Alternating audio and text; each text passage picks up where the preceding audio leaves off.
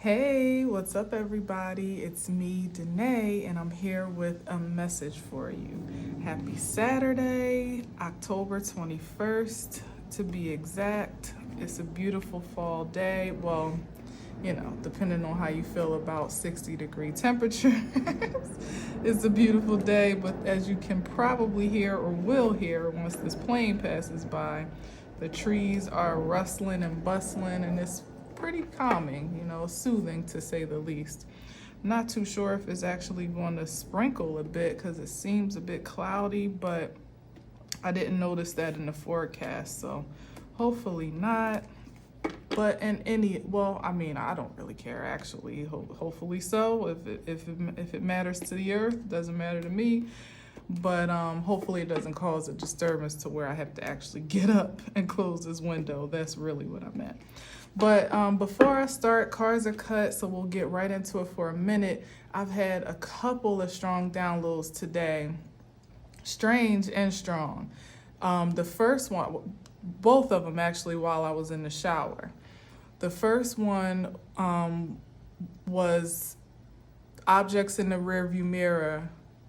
I think the whole title is May Appear Closer Than They Are by Meatloaf. 90s rock group, one of the classics, definitely a fantastic time for music in the 90s. Comment down below if you agree. And for all genres, to be quite honest, I loved alternative rock, grunge, hip hop, R&B. You give me all of it. Gospel, it was all banging back then, literally banging. But I heard that song, Objects in the Rearview Mirror may appear closer than they are. Objects in the rearview mirror may appear closer than they are. And so that was the first one, and it was really just a snippet of that one. That was probably the lesser of my favorite than the one I'm going to say next. But one of the lines that stuck out from that song was, if life is just a highway, then the soul is just a car. That's one of the lines that he repeats over and over, I think, in the chorus. So what I was picking up as like a channeling from that message is first, that the past is much farther in the distance behind you than perhaps it appears to be. Like there may be some things that we're still attached to or holding on, perhaps energetically or mentally, or even psychologically or emotionally from the past, which is long gone, that really don't actually have the same attachment and connection to us that we idealize just based on the signatures and cues that come up when we think about it or consider it or whatever triggers us to return back to that space. If you watch the video, which I am going to post, not just on the community tab, but I'm also going to start posting them, pinning it in the comments, anything that I reference, whether it be a scripture or a video, a song, I'm going to pin it down below. Don't ask me why I didn't do that before. I'm going to do both because I actually like the little playlist that's accumulating on the community tab. So if you haven't checked it out, definitely run over there and tune in as you will. It's a hodgepodge of all types of music because that's just who I am. Okay. So that was one download about it, that you may be, there may be an opportunity to release more of the past, or just put it in perspective, because when we think about objects in the rearview mirror appearing closer than they are, that speaks to some illusion of perception, so, and even time in some regards. So some things that we may all be allowing to still have more of an impact on us than they truly have right to, are set to be released, perhaps entirely or definitely put into perspective. So that was the one thing, right? And then the second song, which was actually more of my favorite song of Meatloaf and probably, I would say, more popular, was I'd Do Anything for Love. Now, side note, both of those videos, of course I had to go watch them, were like over 7 minutes long. So shout out to the 90s having like mini movies for videos, right? And it was quite dramatic, so I definitely encourage you to check it out. But Yeah, objects in the, no, I did that one already. I would do anything for love. I would do anything for love. I would do anything for love, but I won't do that. No, I won't do that. I know you remember that song if you're connected to that era at all. Even in any proximity to it, it was a pretty big tune. So that song came up. Now that was the one that was booming. I actually went and listened to that one first, and then doubled back to the first channeling. And what was drudging up in my spirit as a message for that is it speaks to the unconditionality or not so much of a love connection. So perhaps someone is finding out that the love wasn't as loyal and as solid as they thought, because he's ultimately, for the most part, he's saying, I will do anything for love, but I won't do that. Now, his response to the feminine that's singing I think his I won't do that is more in response to the things that she's challenging him to say that, yes, you will do this. This is going to be our fate. And that's him answering, no, I won't do that. But how I was receiving it was more so about love that was perceived to be unconditional actually being quite conditional, and that there's not quite as much loyalty in a partnership or as much commitment in a contract or some type of creative collaboration of sorts, if you want to speak of it practically, than what was originally perceived to be or agreed upon. So there's something broken in a union or something broken in a contract that more or less, from the video, is kind of irreparable in some way, shape, or form. And check out the video too, because like I said, that one was also super dramatic, and it's kind of spooky-ooky, like on trend, on topic for the time of Halloween. When you get into it, you'll see. So was that it as far as the songs? I would do anything for love, but I won't do that. Yeah, either love or contracts, in an emotional sense or in a practical sense, something is not quite connecting. All right. Oh, and then the very last thing I know, is my tea bag, which was my first message today, even before the songs. May your head and heart speak with one voice. And I've never had that one before, so I was happy to share it. May your head and your heart speak with one voice. That's definitely speaking in a practical sense to divine alignment. One sip and we're ready to go. All right, so thanks for tuning in with me.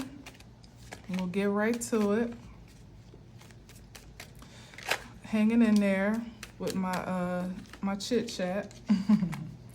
All right, so we got the the 10 of Pentacles and the King of Pentacles.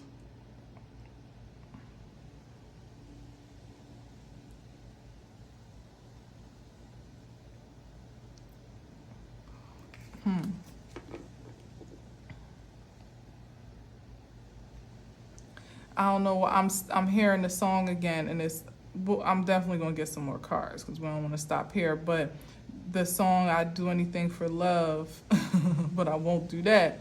Maybe perhaps the condition is a material one. Because what I was thinking that I didn't say also earlier is that there's some condition on the relationship. It's like he would do almost anything. He's going to the ends of the earth, but there's just something that he's still, hanging on to that means more to him than that love.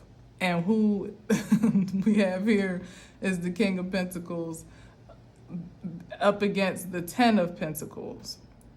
Perhaps money means more than love in that regard when it connects to the song. But I'm not trying to make that song like the leading message, but I literally, as you could see, just got stopped in my tracks and heard that, so I had to share it. That was almost the Knight of Swords coming out with the Knight of the Knight of Wands. some type of fast action and aggressive movement. Oh, hold on now, that was too many. All right, so we got, this is that energy looking back to the past again. Looking back at past ambitions, perhaps. Let's see.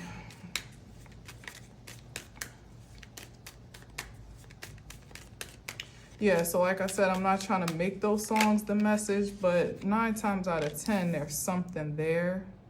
And this is someone who is making some type of love or emotional offer. Both pages, though. So you know how I feels about that. You got to kind of take it for face value or be discerning about the motivation before you accept. We got the Knight of Wands, who we know is kind of like the playboy, can be. Well, I hate to always give the Knight of Wands that rap because that's not always the case. It could just speak to an expression of ambition and emotion, simply put. But somebody here is caught in the middle. Oh, okay. Well, that definitely lends more to the channeled song. Let's look at that. Caught between, what did this say? Your head and your heart. Well, this is more the heart space with the cups. This is more the loin space. I can't say it's necessarily the head space, but it's almost the octave of thinking with your head. You know how they say, like, think with your big head, not your small one. Perhaps this individual is caught kind of stranded. Oh, that was the other thing that I thought too, like, that I didn't say. With the objects in the rearview mirror, it's like someone is caught in between, like caught in a time warp or in a distorted dimension is the best way I can say it. And that definitely lends to this here with the Knight of Wands, where there's some mental imbalance. It's like he's looking at actions that were taken. Meanwhile, love is passing him by. Or he's too distracted to operate or move forward, because it's definitely forward movement here in the space of love, for agonizing over how he's perhaps, I would just say, been wounded by his own transgressions, to be honest, because when you think about the Nine of Wands, it's about actions that more or less you've committed to or been in agreement with, or, you know, there's some implication of accountability here and responsibility for your own actions. And maybe he is, maybe that's why he's looking at himself as the Knight of Wands feeling, but it's in this regard, and this reflective force here, it's like he is looking at himself in disdain, like it's not loving, you know what I mean? Like the Knight of Cups is at least a loving vibration, emotional, maybe perhaps compassionate,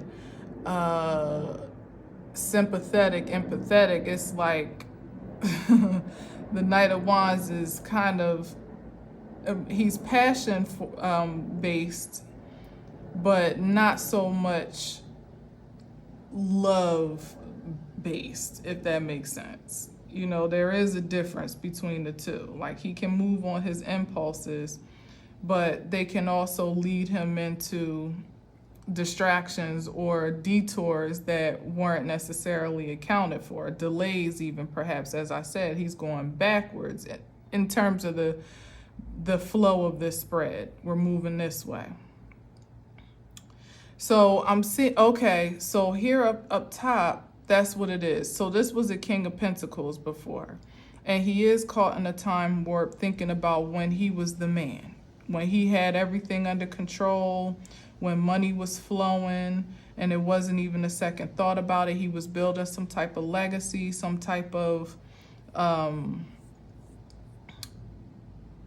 establishment, some long-term, or at least the expectation, the prospect of some long-term financial stability here with the Ten of Pentacles. And he was on top of it, in control of all of it, what was coming, what was going, and he was in a very prosperous state of being. The King of Pentacles is the most valuable king in the deck, only second to the Emperor, who we more or less equate more to power and prestige. But this is also, when we're talking about the King of Pentacles, it definitely speaks to like Capricorn energy, which would be, I mean, not holistically, because I think it's actually more Taurus, but any of the earth signs. And when I see the King of Pentacles, I think about power and prestige and Capricorn-esque vibrations, where they value themselves by way of their accomplishments and accolades and their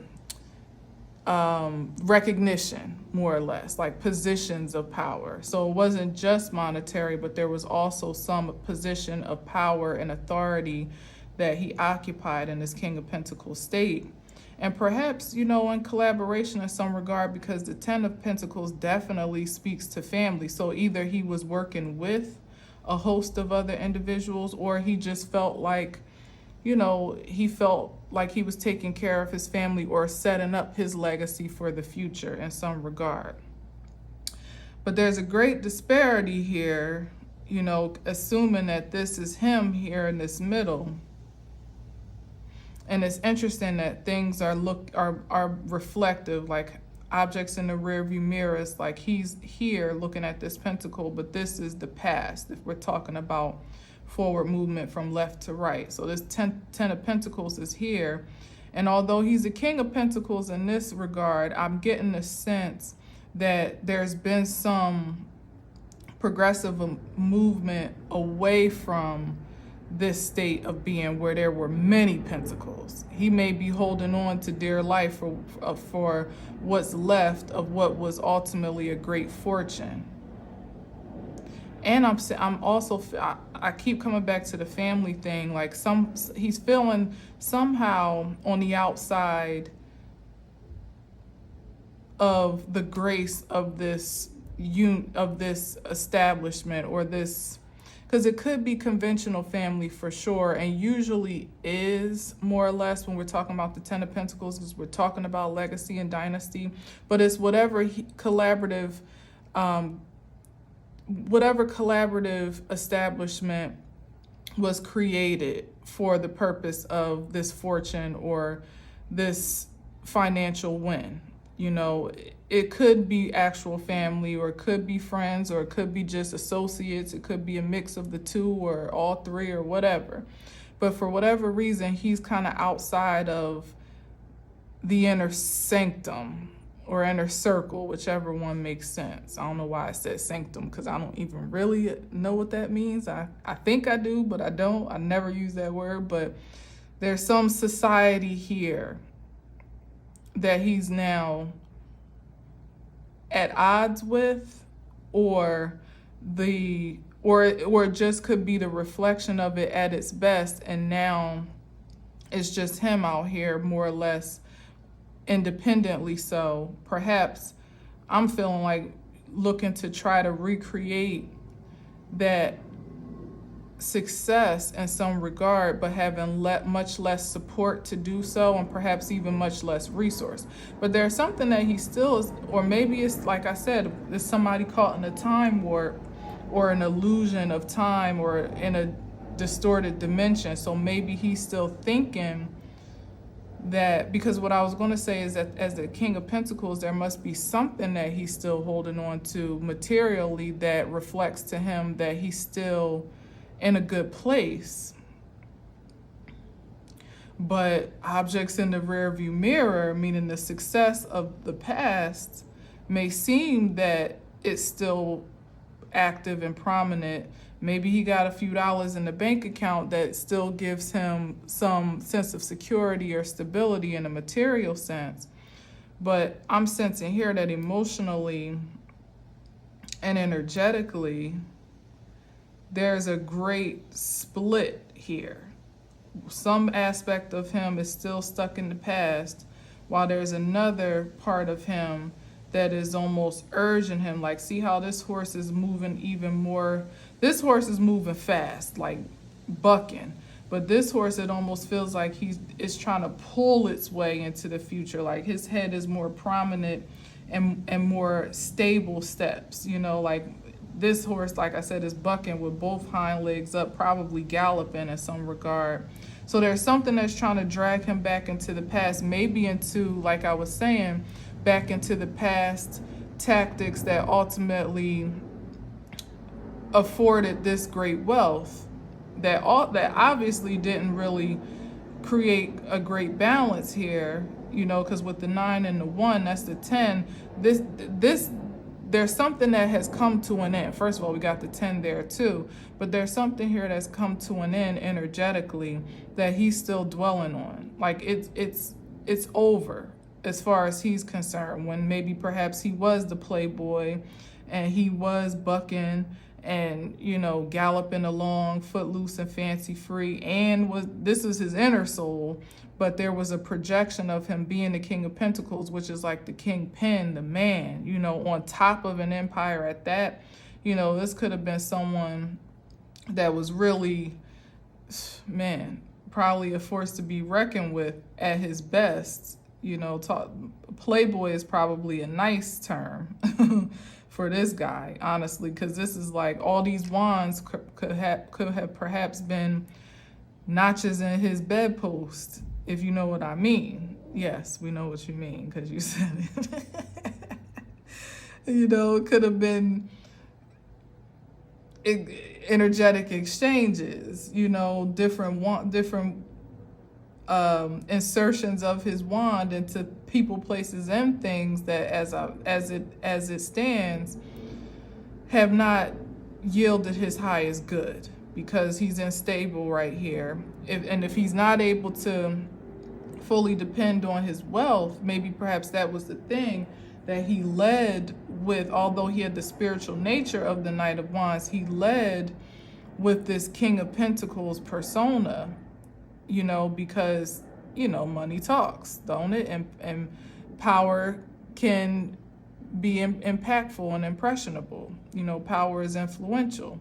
So he may have been able to perhaps even finesse, by way of the Knight of Cups, his way into different circles and sanctums, again, because of whatever value he could bring to the table. Okay, that's what it is. So there was some great value, because, sometimes these days I see the King of Pentacles, I see Pentacles, period, as gifts, abilities, powers, in energy that it is particularly significant. Doesn't have to be physical or material. It could, like I said, it could be energetic. It could literally be, I don't know, like with the mind thing. I'm going to go out on a limb here. I never speak about things such as this, but it's funny because I'm feeling guided to talk about a movie that I watched earlier this week. So I'm going to say it now because it came up. But like him, like he could be a mind reader, say that, or oh my gosh, he could be a warlock or some type of time lord. There's some ability that he has, or had, I would say, because it looks like he don't have it anymore. That's what it is. He brought value to different sanctums, secret societies, I don't know what you want to call them. I guess secret societies is sufficient, right? Something of that nature, where there's some objectified pursuit of power, prestige, and prosperity, okay? They all work in alignment together, and everybody brings their gift or their ability or whatever resource is Pentacles, whatever resource, because it doesn't have to be intangible. It can be, but it can also, maybe some people have different connections that make them valuable. Whatever makes them of value to this circle of friends, so to speak, is what ultimately secures their position within it. So I get the sense that once you're invaluable, you're no longer invited into the inner circle, or you're expelled in some way, shape, or form, which is why I was getting that he's on the outside. Now there's something he's trying to cultivate. Okay, so I didn't hear mind reading or warlocking for no reason. Okay, and I told you if you go and look at least that I would do anything for love video. Okay, so in this regard, what wasn't he willing to do? I don't know. I got to get into that, but there is a couple here. So I don't know. We'll come back to that. But if you look at that video, it's kind of very occultic. That it's kind of spooky in a sense. And especially when you get to the feminine's part. So there might be the case that whomever he was in partnership with, perhaps they were both on the insides of this sanctum, or his connection to her matters a great deal, or could have ultimately been his detriment. I don't know. We're going to get a little bit deeper with more cards, but it's just coming out like this, so I just want to say it. But I get mind reading, especially since I said that somebody stuck in a time warp or in a distorted dimension. That's potentially from doing too much spell work, from being too impulsive and intrusive into others' energetic fields. That can absolutely throw you off balance when you're projecting yourself perhaps in other people's reality, whether it be practically so, and you may not, subscribe to what I'm saying right now, maybe a little bit off balance, but hey, what better season to share in this regard than now, right? Someone that projects themselves maybe perhaps into dreams, or that can astral project in some way, or project his consciousness, that's what I'm really getting, into others, and extract certain information or vitality for that matter, like literally siphoning energy from others. It could be spiritually so and occultic, and it could very actually be by way of his presence, connecting with those that have great promise or some connection to fortune, or some great potential energy, okay, with the wand card. For finessing them in an emotional sense, being the playboy at heart, but offering them a cup of love to forge that exchange in a way that if you can leave someone perhaps that has great power potential in a faltered state, or diffused state, I would say, which is definitely what the knights are. They're diffused energies of the king. You can ultimately roll that energy up into some material gain, especially if that very gift or ability, or, if you want to call it a gift, it could have been a gift that would have been well used in the high vibrational sense, but this is not somebody that was using it in that way. But if that prowess proves to be valuable to whatever this collaboration is, it can have a great return monetarily, because as it's been determined, whatever you bring to the table as a resource is what proves your value. Is what ultimately creates the exchange rate and the reward for what you have to offer. Something got lost in the shuffle here. It could just be the change of the cosmic tides, and that certain tactics that once upon a time considered the 90s. I was stuck in a time warp, with the first channeling, and when we say, may your head and heart speak with one voice, right? There was something off balance here because of the lack of divine alignment. His head and his heart were not in the same place. He was able to logisticalize his reasoning for using his abilities and his prowess and his power for this return, all the while his heart, his spirit was pulling in a different direction. Your spirit is never going to lead you to be doing something that's at the cost or casualty of someone outside of you, unjustifiably. These are energies that are left in his wake that have been affected or impacted by his own power, that may or may not even know they've been affected. Or if they have, it really doesn't even matter because the impression has already been made, because he was or is a powerful force in some great regard, enough for there to be an acceptance of his value into this very secret world or secret society. But whatever has been lost in terms of the resource he had offered is now ultimately bringing him down into this more destitute state of spirit and soul. He doesn't have the wealth and the riches to rely on to kind of precede his personal interest anymore. So it comes down to literally just having to bear down to the bones of who you are. Like, what is it that you truly have to offer without, because I'm getting the sense like, yeah, he was like a spiritual assassin. Yeah. Offering cups of love, but leaving with energy.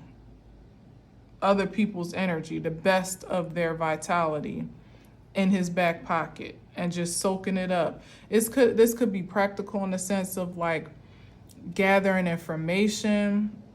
That could be, because I'm seeing it like this. Now, this is wild, and I better start shuffling because the incense is almost done. But feel me on this scenario. Like, say, I know I talk a lot about the entertainment industry, but that's where a lot of it goes down, behind the scenes, and it's all coming forth. And it ain't the only place it goes down, but it's like a cancer in that regard, because people are always stuck in this rut of trying to reclaim and sustain their status. So they just keep going down into the rabbit hole. So that's why it's hard to really peel back all the layers or cease fire altogether, because there's always someone that's willing to do something strange for change. Even the ones that say, no, I won't do that, there's someone else that will, So the image that I'm getting is that, say, like, this secret society is, because these are stars, right? So this is not even completely left field. Say the secret society is somewhere within the celebrity community, and this person is was at this point on the inner sanctum of that society. Now, they do what they do on the surface. They could be actors, singers, writers, executives. I'm getting a sense, like I said, it's about power and position. These are big players, that I'm getting, especially within this 10, right? These are people that have established a great force of power. Somehow he's been able to enter into that world, get a seat at this table based on something unique he had to bring to it. So it wasn't just, I know hella people, or, that could have been it too, because he's holding a star as well. He could even be a star. But I'm getting a sense, based on all that I've been expressing through the channelings, that it was something more occultic, and maybe even fantastical by way of like supernatural, that he was presenting himself at least to be able to offer.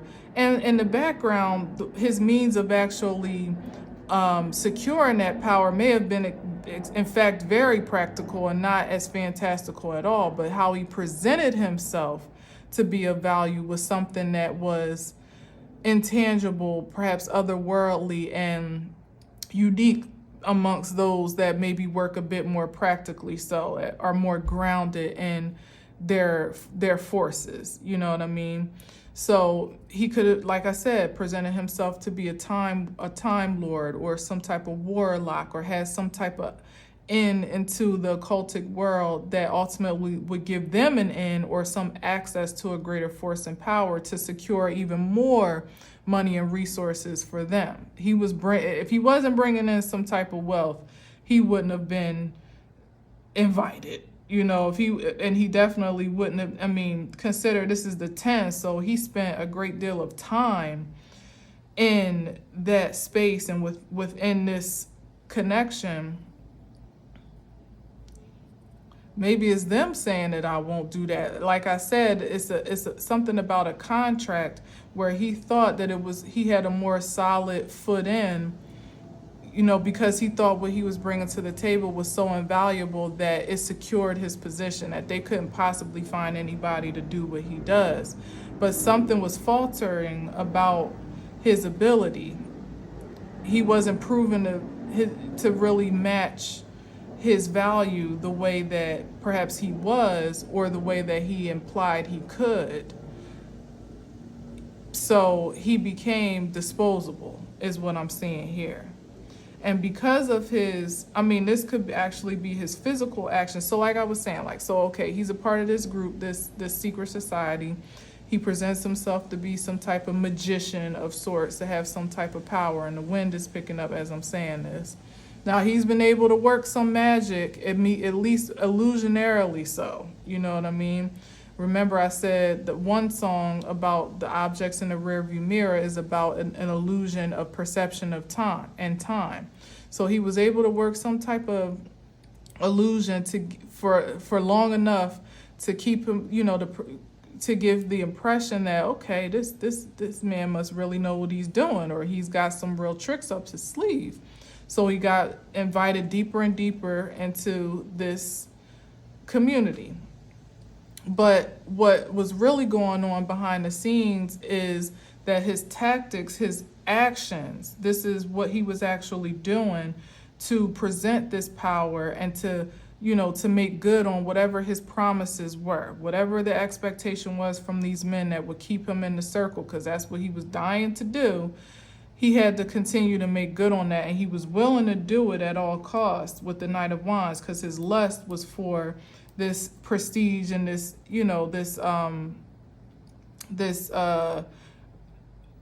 access, that's the word, access to these higher realms and access to these, conglomerates of power. Now that he's kind of been behind the veil and seen the underworkings, the underworld in some regard, he didn't want to let that go. So he had to continue to do strange things to secure that position. And these are the things that he was doing. So while it was making him money for a time, while, he was still of value for whatever reason, what can we say about this? Because I'm going to tell you how I really feel it. I feel like he was almost like a double agent behind the scenes in the celebrity world. Like, because of his access to actual celebrities, someone like this that can finesse and then steal energy, it could have been information or weaknesses of other artists or celebrities that proved to be of value to this group that they could then use against those said stars to manipulate them. It could be that practical, but that devious at the same time, because I've spoken on this before. If you didn't catch my last Sunday school session, it's the thumbnail that's white, the only ones that are white. But the last one, I talked about some of the secret societies and atrocities of the celebrity world, more or less. And I'm not talking about stardom, I'm talking about celebrity specifically. So it could have been him having such a great expansive access, as he either is a star or is working in that capacity in some regard. He could even be an executive, or he could be, someone behind the scenes or whatever. But him having the reach that he had and being someone that proved himself, finessed himself to be trustworthy in some regard and valuable, because that's who he is, as the King of Pentacles, he could lead with that front man of having a lot of money or having a lot of access, being able to make one, for him to be able to say, oh, I can make something shake for you, or I could do this, I could do that. He could, present himself to have a great power and influence in ways that stars that he was connected to may not have had. Like he's almost got his hand petting that pentacle now that I'm looking at it, and he's looking down at it very intently with the scepter in his hand. Let me pick this up. So it's like he was lording over the possibilities and potentials of stars that he perhaps deemed lesser than him, only because he was able to climb the ladder in a different way than what they perhaps were either willing to do or able to do. That's how he gained his access. But he used it That's why it's a double situation here, because he used it not only to fuel his own personal ambitions, but also to finesse it was like double-edged sword, like to finesse the energies that he was all working with on the front end, telling them that he could promise them something that perhaps he could or couldn't. It didn't even matter, because all the while he was gaining their trust and siphoning perhaps delicate information. Someone that's a finesser can be very, in this way of the Knight of Cups, can be very emotionally manipulative. They're giving you some emotional offer, like, like, you can trust me, you can tell me your deepest, darkest secrets. But meanwhile, and it just might have been happening by association, working in the same spaces with people that you just get to know them a certain way, mentally, energetically, psychologically. Like I said, he could be an actual mind reader and is able to kind of pull certain information out of people, or just knows how to read the psyche really well, enough to get more from people than they even realize what they're telling. There are people out there like that, trust me, and they use their gifts for not so good things.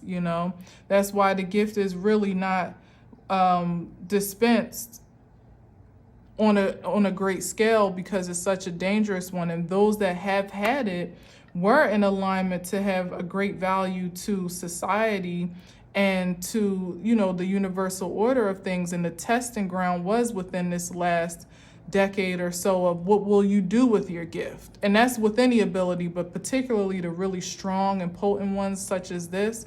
Like, for you to have psychic capability, to have certain just like, powers that seem to be almost like fairy tale, or what do you call it, comic book, or superhero-ish type vibrations. There's people out there that have had, as I said, there's been a great decline in whatever he was able to do, but it's because those that he's been able to finesse aren't as vulnerable to those tactics anymore. It's like everything's catching up at once, because the way he was presenting himself to have the power doesn't really work in the field and in the way that he was using it, because people are less susceptible to his advances at this point. It's like the mask is slipping. It's just the natural order of things, that everything is being balanced. It's all fair in judgment and justice at this point, that people are becoming more wise to themselves and to their surroundings. And so it makes it harder to finesse by way of those diabolical determinations, because people have stronger boundaries up now than they used to before, and then because he's not proven himself to have that same access or influence, he's not much of a value to the society anymore. And so it's like on both ends he's losing out, which is why it's like he's trying to hold on to this gift, whatever it is, but I don't think he really has the gift. He's trying to hold on to the appearance of the gift in a spiritual and physical way, because he's trying to hold on to the appearance that he still has this influence to those that have value to offer him and to sustain his lifestyle. And he's also trying to appear to still have access to those that he ultimately needs in order to feed that demon, i.e. this group. So like I was saying, like, whether it be information, it could even be ideas. It could literally be ideas that he takes from places that are more unsuspecting, like creatives and things like that may not have as much development, or that may not have made much of an impression. Say perhaps independent artists that he comes across in his travels that aren't necessarily broken into celebrity world yet. He can ultimately siphon all their energy by way of their pure intellectual property and ideas, and repurpose it in some other way that can actually bring in more money, more of a greater return and reward, because of what he has access to. It's still effed up, even more so, whether it's something spiritually and occult, or whether it's something practical and material. Either way, everything is catching up to him. It's putting him in an imbalance. It's making him look back at where he went wrong, like how he could have done, not with remorse, it's regret. Like he could have done something differently. He could have done it smarter or been more cunning, or, or just looking back at when he had the energetic creativity to do what he used to do, and this is like the fantasy up above his head, that he's still stuck in that time warp when ultimately it's time to move on, because he doesn't have the access that he used to have on either side. And he doesn't feel secure within his own being and stable in his own creativity to offer value just as being himself. Now that's a damn shame. All right, I'm gonna take a few more because I know that was a lot of talking, but I felt like I had to get that out. I had to say that. The movie that I'm going to talk about, I think anyway, tomorrow, is this movie called Yeah, and it's just getting worse and worse. Now here's the Page of Cups, even less of an offer. I think it's called Hypnotic. I think that's what it's called, but it was a movie that that I watched either on Prime. Yeah, it was Prime. It had to be Prime. I was going to say Peacock, but I'm pretty sure it was Prime with Ben Affleck. And I don't really know too many of the other casts that were in it. Yeah, he thought he was finessing him for getting away with something, but ultimately he was working his way into a demotion. Now he's going from the Knight of Cups into the Page. That's way too many, but you see what that is: heartbreak, trauma, toxicity. He was feeding off of the traumas and that's what he was exchanging vibration with, making people feel comfortable to kind of like I said, tell him their deepest, darkest secrets or their deepest fears. That's what the Three of Swords is. Feeding on their fears, feeding on their insecurities, on their doubts, on their hopes, their wishes, their dreams, like literally just becoming a sponge, pouring up in his cup, filling his cup all the way up, but giving back nothing but bitterness or something empty altogether, and using that to fuel his entire operation. Whichever way it makes sense to do so, because it's not limited to the things that I've said here. This is 8 wands here. It could be people, it could be objectives, it could be ambitions, it could be companies, it could be accomplices, people that he got hooked up with, because we never did get into that. And it's very clear in that I Do Anything for Love video that there's a feminine object, there's an object of affection there who, like I said, it was a relationship that wasn't quite as unconditional as he perceived it to be. Maybe his partner in crime, and here's oops. She had her own ambitions. Look at this. Thank you very much, Spirit. To be the star and to really, when you get into it, to be the Empress. Well, this is also him trying to get over on divine feminine energy. So he wasn't just, and there's the Knight of Swords that tried to pop out earlier. That's the aggression. The physical aggression and mentality. There is the difference between the heart and the mind on 2 different pages.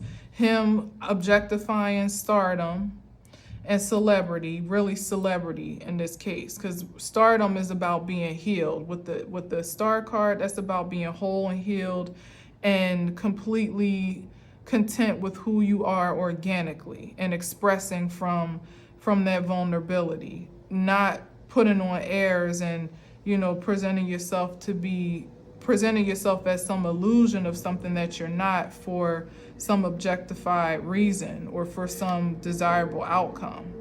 That's the celebrity world. It's hypnotic. It's to glamour you into thinking this world is real, and it twofold.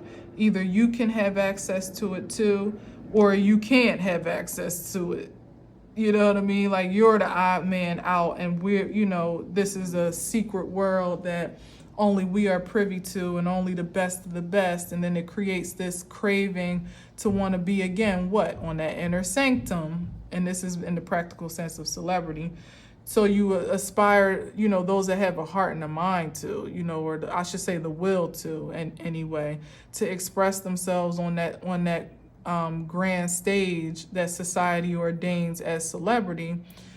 put themselves in positions to sacrifice their soul to obtain it. And that's the energy here, that he sacrificed what he may have. I mean, if he didn't have actual supernatural gifts, like he wasn't actually able to really make some spiritual impacts on people that he connected with, which I believe he probably was. He definitely had a strong,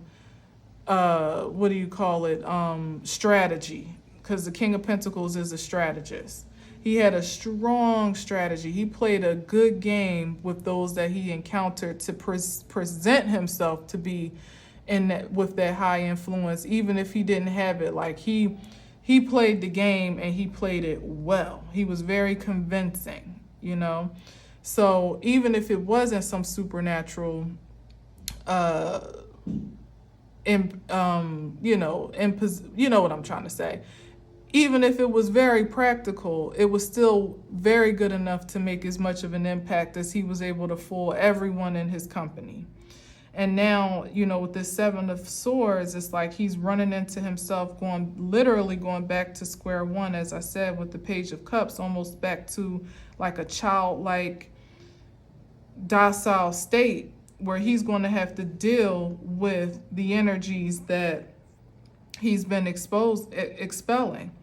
This fish in the cup is like drinking all the bitterness that you passed out along the way, thinking that he was getting over on energies such as the Empress and other stars. Like, these are high quality. Remember I said, didn't somebody come up? I said the King of Pentacles is only second to the Emperor. So this was his objective, to be the head man in charge, and he was almost there. He was almost there at that 10. He's in the King of Pentacles, like I said, King of Pentacles, in terms of prestige and power and authority, influence, by way of money, which we know is how our material world operates at this time anyway. And so he idealized energies that he could almost siphon from or exchange energy with or force with in some regard. It boosted his ego. The bigger the target, the more prestigious the target, the more power he could siphon, even if it was mentally, but certainly energetically so. But like the biggest stars that, even if it was materially, now that I'm saying it the way that I am, the biggest stars that he could finesse, those that really had, some type of influence, like, consider the divas of the world, or at least the more, even if it wasn't like the classic divas, because I was singing 90s music, which maybe he did have some impact or connection to, whatever the more contemporary divas of now, whatever is popping now, he pretty much positioned himself to have access to energies that would prove to have great value to whomever he was feeding them to. Or like I said, those independent stars that had great promise to be in high positions of power and prestige and authority, maybe even in celebrity or stardom in general, he would ultimately swipe their essence, perhaps, this is the front and the back. This is the aggression, and then him making off with the goods here with the 7. He would swipe all that they had to offer, every little drop. And as I said, either feed it to whomever was the highest bidder or whatever was the exchange for the greatest return, or actually repurpose it. If he was somebody, say, like a creative director or a producer or a manager, definitely with the King of Pentacles, a manager who had his own clients or had access to high profile clients in some way, or connection to them, or made some impact on their careers and their craft, then hell yeah, he could take creativity from those that like, oh, they ain't gonna go nowhere with it, or at least not when I'm done with them, you know what I mean? And go repurpose it on someone who could express it more immediately and at a higher return before this one is even any the wiser, the independent star, you know what I mean? So it's like it was a great strategy. It was working. It was definitely working for him, but it ain't working no more. It ain't working no more because he doesn't have the access, the opportunity, or the resource to keep the hustle going anymore. And plus, the rise of independent stars as they are is happening at such a fast rate, cosmically ordained to be so, that him and the Knight of Swords, he's still too far behind to catch up. And even when he thinks he's gotten away with something, he ultimately still comes back down to one and realizes, like, he gets all the way home. It's like when you get all the way home and realize something ain't right in your meal. That's what I'm getting here.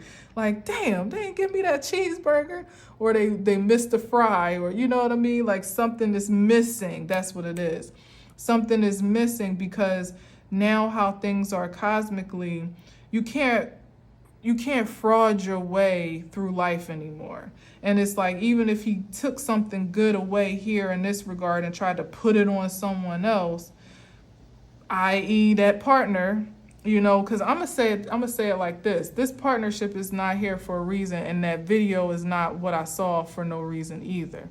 It's like he was in a partnership with someone. So like I said, he's probably in this inner world, but he could have a partner too, either creatively or actually, you know, intimately, so that he wanted to make her the star, her the empress.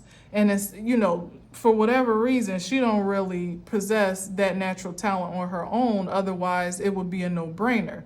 So what he did is he would take energy from other individuals that had promise, that whether it be spiritually so, energetically, or physically, like actual creativity, intellectual property, swipe it, literally steal it, and give it to her. Like, propped her up to be the empress, some supreme feminine being. Like, the empress is like fertile. She continues to produce.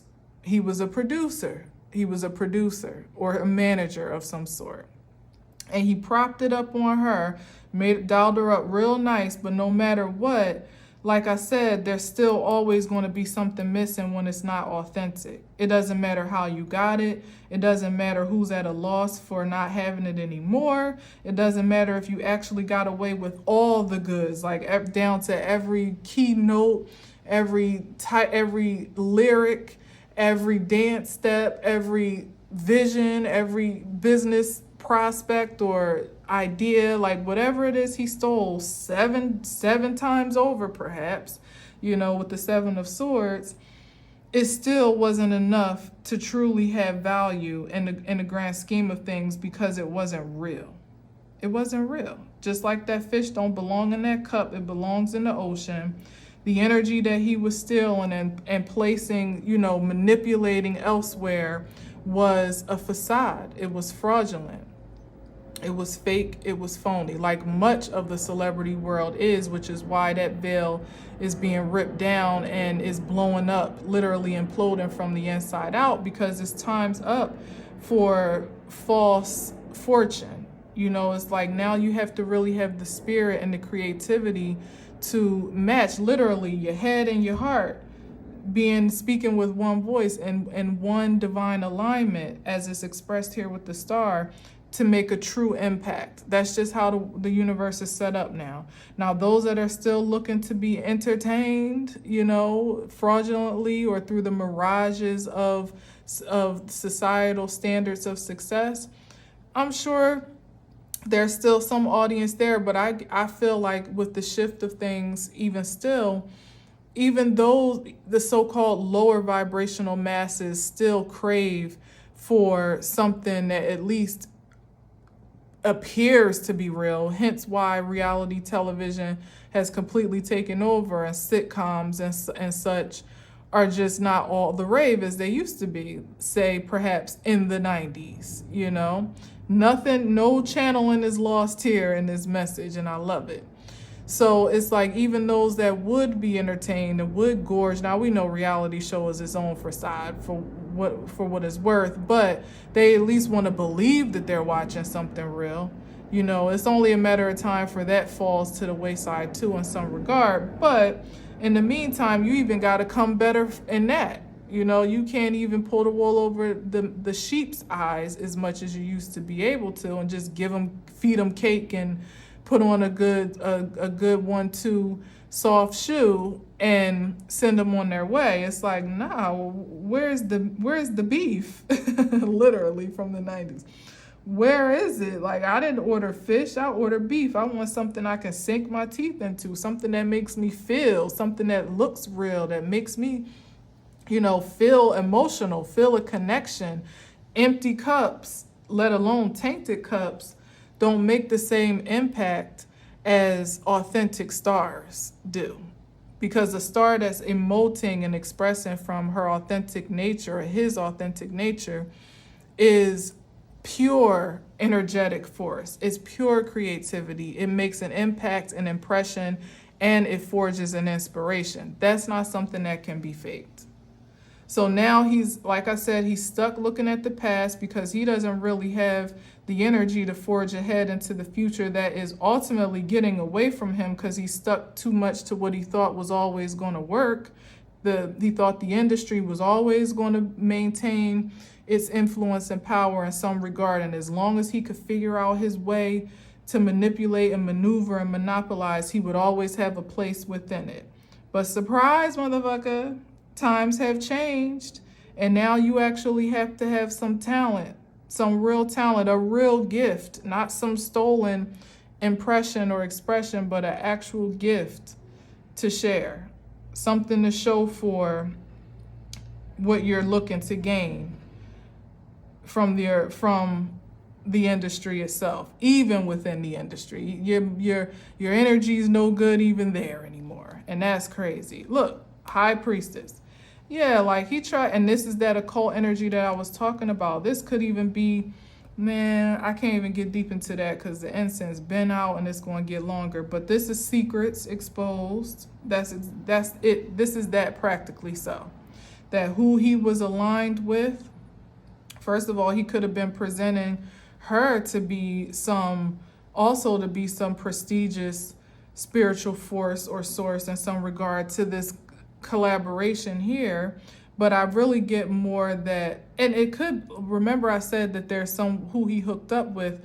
Maybe this is how she finessed him, giving him the impression that she had a great value, that this is divine alignment, as I said, when you're in mind and spirit, or in your mind and heart are on one accord. That she was more engaged into this commitment, more committed, more devoted to their, to their operation than she actually was. But when it came down to it, it's like, I would do anything for love, but I won't be broke. And now that he don't have the influence that he used to have, and the power and the money, it's like, well, we're done here, pretty much. And he's coming to that realization of perhaps who he actually was committed to or in collaboration with, or who he was trying to pawn off as some hot benevolent force, or this is just somebody that's definitely, let's see, how can I say it, like highly respected, reverenced in some great way. It doesn't have to be expressive of religion, but it's just someone that that would garner a great bit of honor and respect and reverence for whatever she does. Whatever her devotion is or commitment is, maybe perhaps in the engagement of this fraudulent, this forged celebrity status here. She was highly committed to it and devoted to it as long as it worked out. But when he lost the power and lost the influence, let's see what's on the top. There's a conflict. Yeah, this is who she really is. And look, come on, somebody. She Queen of Swords that ass. That's like the divorcee. That's the Queen of Swords is like completely emotionally detached. This is the complete octave and opposite of what a high priestess would be energetically. So like when she felt bound by whatever he had caught himself up in, or on the outskirts of his of the competition or the conflict or whatever brought this house down, this fraudulent house of cards ultimately down, of frauds. That's what I might even title that. A house of frauds is what this was in essence, because this could have been, like I said earlier, who he was collaborating with, and she's on the outside of the competition in this regard because she was presenting herself to be his most loyal subject or his most loyal companion and partner.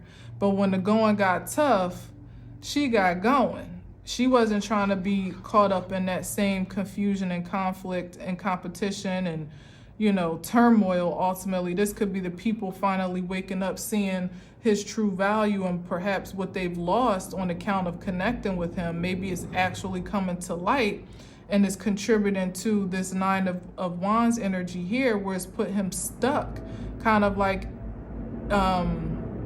immobile in some regard to do anything more or less. It's like he's really stuck in one position here because people are not having it anymore. They're not willing to be held captive by his lies and his finesse, and she damn sure isn't. She, to me, is given that she saw it a mile away anyway, but held on for the ride because as long as the money was good, she was available. That, like I said, that very unconditional love with very deep conditions in the end. This was the condition that it was all good until she was a victim of the chaos, So it's just, it's just like a classic case of just poor investment of time and energy, like wasted talent is what it is. Wasted talent. Because although his motives and means may have been diabolical, my God, the strategy, the mindset, the mental fortitude to put an operation such as this into play and to keep it in play so much so that it was valuable to you. Imagine what a CEO in the upright could do, really and truly. Like how prominent a company he could grow, or a business or establishment, or even some celebrity force of such, to not just have one or two divas under his belt, but, to remake the industry itself, to literally make an impact, to shift the tides of how the industry was, instead of flowing with it and the corruption within it, to actually do something that would shift it all together and work for the good of all.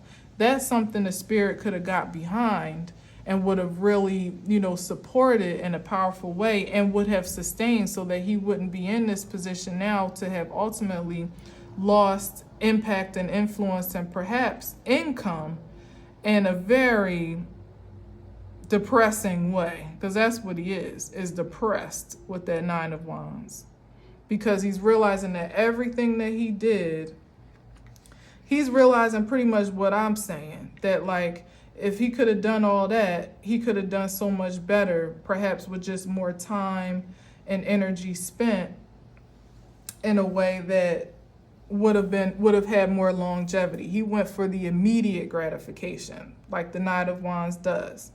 It was a long con, but if it was for immediate return and gratification, going for the true, answering to the true highest vibration of his soul, his head and heart speaking in one accord. If he was listening to both, he would have been answering to this vibration here organically, and it may have taken a little bit longer. It might not have been as sensationally satisfying, at least not as quickly or immediately so. He may not have gained access to all the underworkings of the worlds that he was so intrigued by, but in the long run, those worlds are crumbling down, and he would have been proved to be better off on the outside looking in than dying literally on the inside out. At least energetically so, because ain't no death card on here, but energetically, he is not in a vital space in the mind, in his energy, or in his material world. And nothing was worth it. Nope. Nothing was worth it. All he has is memories. And the past that he's looking back to, as I said, it may seem like he is still at an arm's reach, but that song says may appear closer than they are. It's an illusion. He don't have the same access. People might even still be kind of pacifying his advances, like, you know how Hollywood can be like, yeah, I got you, babe. Yeah, we'll do lunch. Yeah, let's hook up. Let's definitely chat. Let's talk about that idea. Really reading them the riot act, whatever that really means. But you know what I mean, like fronting, ultimately. Being just as phony as he was being to those other people that he was targeting. Because they know that he does have some information and some access to, the truth of what they were all engaged in some regard. And he could blow the whistle. He could blow it all up if he was willing to do so. And maybe that's the forward movement here to like get real with yourself, man.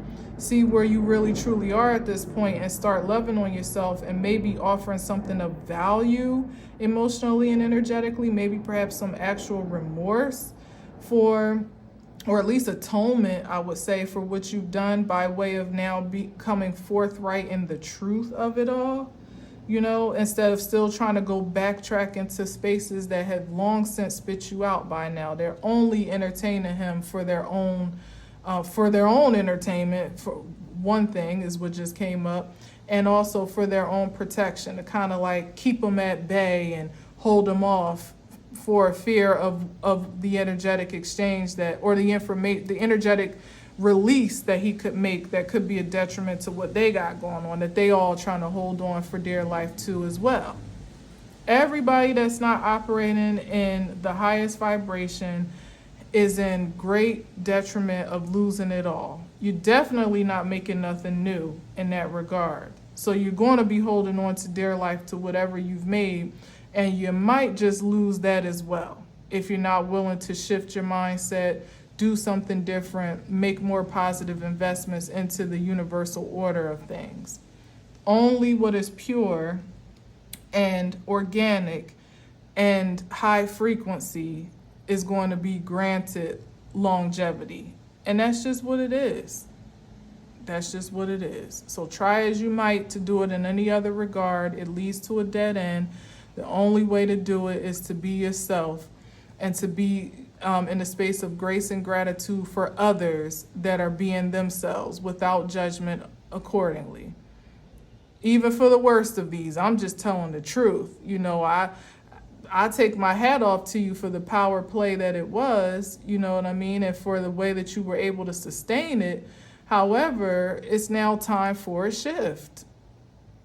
And if you ain't going to do it, the universe will most certainly do it for you. And you'll be stuck in this time warp of illusions, in this, twilight zone of a dimension, until your heart and your mind get on one accord to usher you out of that space and time. It's like eternally being on shrooms. And it's fun. I ain't never taken shrooms, but it might be fun while it lasts. But don't nobody want to walk around in that state of mind all damn day, where you don't know what's real and what's fake, what's an illusion, what's a delusion, and what's reality. Hell no. I'll keep my feet on the ground, please. Thank you kindly. All right, I'm done. I went way too long, but hey, it's Saturday, Listen at your own will. Stop it, pause it, come back tomorrow, or whatever the case may be. If you're still here, I definitely appreciate you. Much love and gratitude for your presence. And, I'll most likely see you tomorrow with another Sunday school session. So definitely tap in and tune in as you feel guided to. And of course, your like, share, and subscribe is much appreciated if you feel moved to do so. And until next time, I leave you with peace.